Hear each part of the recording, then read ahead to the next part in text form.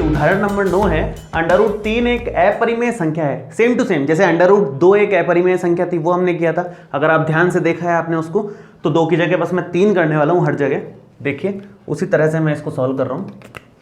माना सबसे पहले उल्टा अज्यूम करना है, माना √3 एक परिमेय संख्या है, उल्टा मानना है, परिमेय संख्या है। परिमेय संख्या किसको बोलते हैं? जिसको p/q के रूप में लिख सकें। अतः माना √3 बराबर p/q। अब p/q के रूप में लिख दिया तो आप क्या लिखोगे कि यहां q तो 0 के बराबर है नहीं। पहली बात तो ये p/q के रूप में लिखने की क्या शर्त होती है कि q 0 के बराबर नहीं होना चाहिए। साथ में p एवं q सह अभाज्य संख्याएं हैं, ये इसकी शर्त होती है। p और q सह अभाज्य संख्याएं हैं। अब आगे सह अभाज्य संख्याएं तक हो गया है, इस q को इधर लेके आ जाओ तो p बराबर √3q। सेम टू सेम चल रहा है, वहां 2 था यहां 3 है, सेम टू सेम एकदम, है ना। पूरा वर्ग कर दो, स्टेप्स भी सेम है। वर्ग करने पर क्या मिलेगा आपको? यहां से बनेगा p² बराबर 3q²। √3 का वर्ग 3 होगा और q का स्क्वायर और p का स्क्वायर लगाया है। अब यहां से आगे आप q² का मान ले लो, q² आएगा p²/3। इस 3 को डिवाइड में ले लिया। ये हमारी समीकरण नंबर 1 हो गई, जिसकी हमें जरूरत पड़ेगी आगे भी। अब यहां से आप लिखोगे कि भाई क्योंकि q तो पूर्णांक ही है, सहअभाज्य होते हैं पूर्णांक, इसका मतलब p²/3 भी पूर्णांक है। तो आप यहां से लिखोगे कि p²/3 पूर्णांक है। चूंकि p²/3 पूर्णांक है अतः p² 3 से भाज्य है। पूर्णांक आने के लिए भाग तो जाना पड़ेगा ना, पूरा पूरा भाग नहीं जाएगा, पूरा पूरा तो पॉइंट्स में आ जाएगा, फिर वो पूर्णांक नहीं रहेगा। तो p² 3 से भाज्य है अतः p 3 से भाज्य होगा, यह है स्क्वायर है तो p भी होगा। और अगर p 3 से भाज्य है तो इसका मतलब p को 3 से भाग देने पर कुछ आएगा। तो मान लो कि p को 3 से भाग देने पर k1 आ रहा है, तो p बराबर कितना हो गया? यहां से 3 उधर ले जाएं तो 3k1।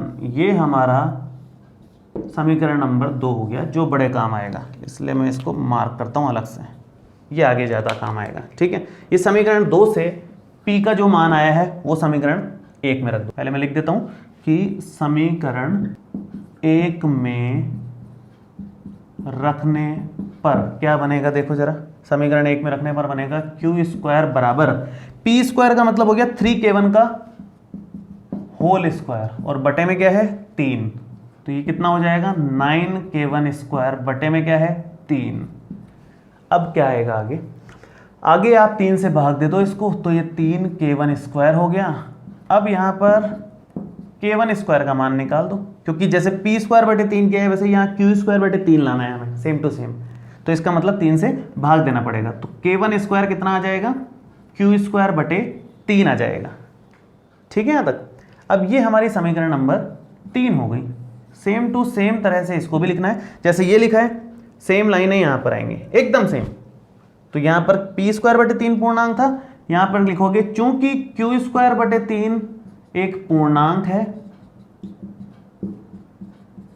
इसलिए q² जो है 3 से भाज्य है,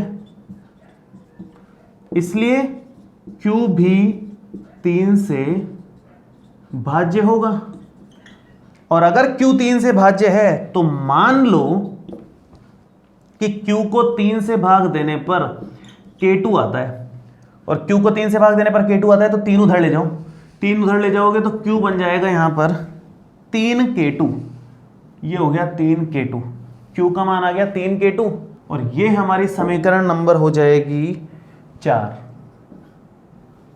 अब ये q का मान जो आया है और p का मान जो आया है उसको ध्यान से देखो, समीकरण 2 को और समीकरण 4 को ध्यान से देखो।